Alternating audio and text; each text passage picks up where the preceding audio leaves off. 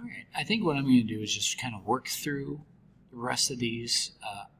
I think you've done enough where you could probably figure these out on your own.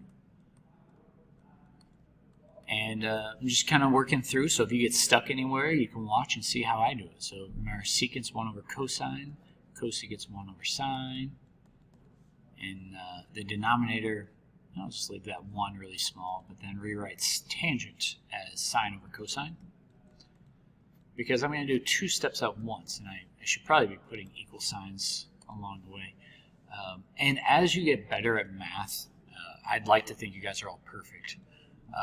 But I do realize that some people, they need that extra thing. I am a fan of that butterfly method that you probably learned ages ago, where you multiply kind of across this way. This probably makes no sense without context, but then you multiply the denominators together. So then in the denominator, you still do that butterfly method like this. So we have cosine plus sine, because 1 times sine is still sine. And then multiplying the denominators together there, well, 1 times cosine is cosine. So then my next step, I do realize that probably looks like magic, but if you work it out in a traditional sense or some other way, you might realize that is still correct. To divide a fraction is to multiply by the reciprocal of the denominator. And this is where the magic happens. And I'm going to, addition's commutative, so we can switch the order around. And notice that I have to put sine of x plus cosine of x in parentheses, because the only way to cancel out on top and bottom is if the entire term is the exact same in the top as the bottom. Same thing with the denominator, has a cosine on top and bottom. So we're just left with 1 over sine, which we have learned is equal to cosecant of x. So feel free to pause the video at any point. Feel free to bring questions to class, and I can do my best to answer them. So looking at the next one, again, maybe that butterfly method works for you. Maybe it doesn't. I'm not quite sure.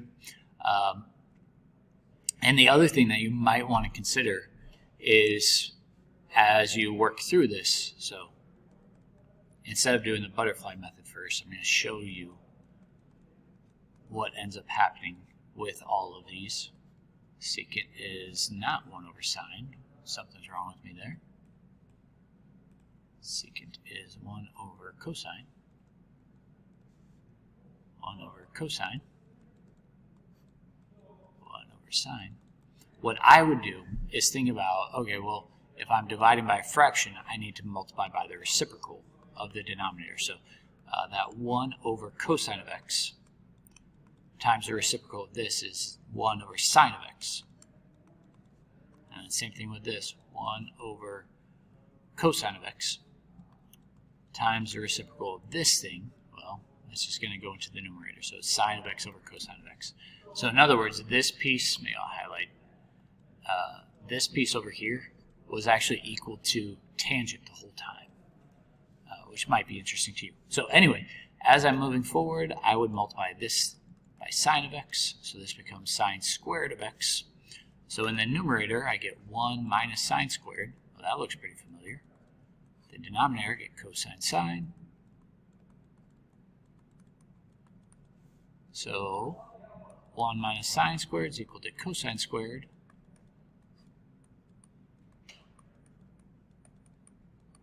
And again, when you get practice, a lot of these will happen a lot faster for you.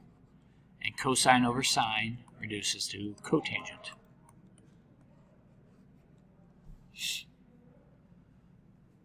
So moving forward, as I'm looking at all of these pieces, again, it might be to your benefit to read. All right, this is my second attempt to the problem.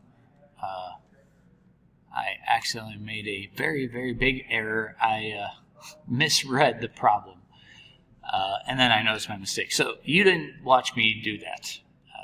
I truncated the video to do that. So remember, secant's 1 over cosine. I thought this said cosecant. It does not. It says cosine. And the denominator, we have sine squared, and I'm going to rewrite secant squared as 1 over cosine squared. And what might help you is, if you're familiar with that butterfly method, if not, just go ahead and ask me. That butterfly method, I multiply this way, you get 1, you multiply this way, and it's a minus sign because of the minus. Cosine times cosine is cosine squared. And then you multiply the denominators together, which would give me cosine. And then instead of dividing by a fraction, I can multiply by the reciprocal. So that becomes cosine squared over sine squared. The whole point of doing that then is, and I don't know what shouts out at you first, but we could cancel out one of these cosines. And maybe I should reevaluate how I'm explaining this, because every year somebody does this wrong. Is you can only cancel out when there's being multiplication. Because this is the quantity of 1 minus cosine squared, you cannot cancel this cosine. This cosine over here, this cosine squared, is being multiplied, so we can cancel out one of those. And the reason for that is you can work through this with special numbers. Like, if you had 1 minus 3 squared times 3 squared over 3 times, I don't know, pick some other number. 1 minus 3 squared that would be 1 minus 9 is negative 8. Well, negative 8 over 3 does not reduce anything. But this 3 squared, 9 over 3, does reduce to just 3.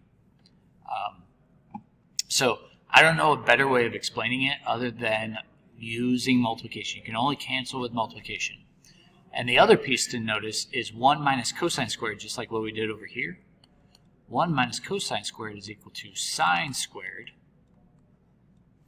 We still have that purple piece.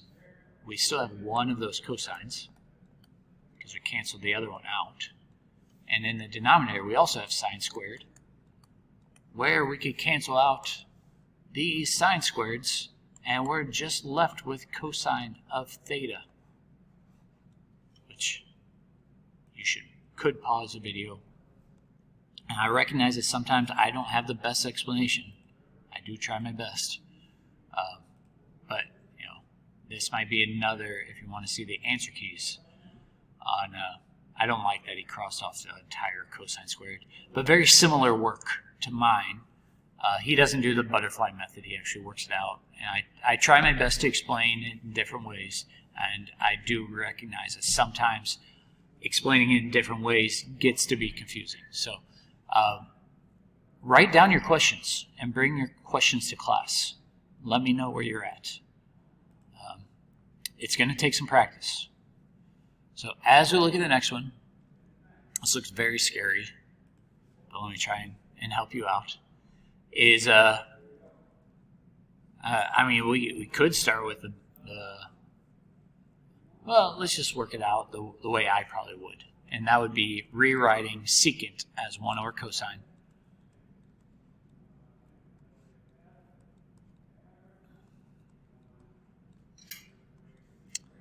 And just to kind of try to color code my work.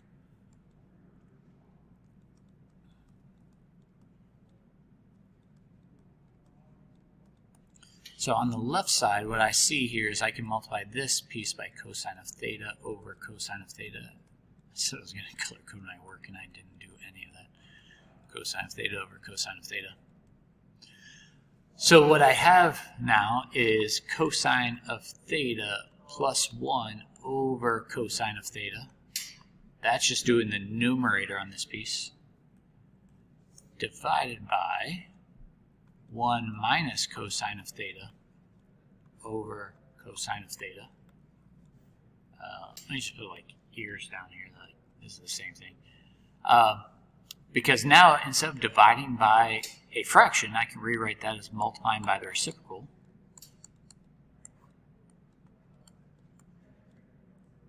Times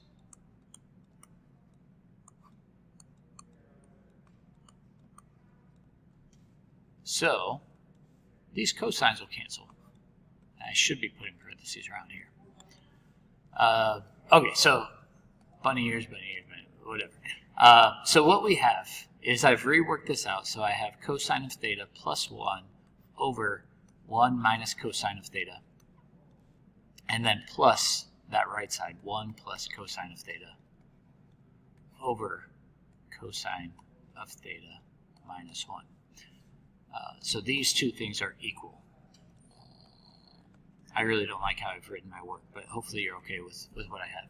Because the denominators almost look the same, except this cosine of theta is negative, and this cosine of theta is positive.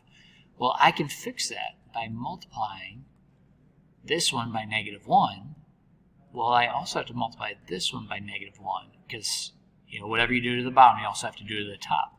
So what I'm looking for here is that these expressions would be equal to negative cosine of theta minus 1, and then plus on this side 1 plus cosine of theta. And now the denominators are the same, because this, when I distribute that negative 1 to each piece, I do end up with cosine of theta minus 1. And if you notice in the numerator, that's the whole point of doing this, negative cosine of theta will cancel out with this plus, and this negative will cancel out with this plus, and all of that work to get to 0. 0 divided by anything is still 0. So definitely a lot of work going on, and I really don't like the work that I did. Maybe the answer key has a little bit better of work. Kind of jumped the gun with a lot of things here. And I wouldn't have done it that way, multiplying top and bottom by cosine. But he did the trick with negative 1 as well. Maybe this makes a little bit more sense. It's definitely cleaned up more than the way I did the problem. But please, please, please, write down your questions. Work through stuff.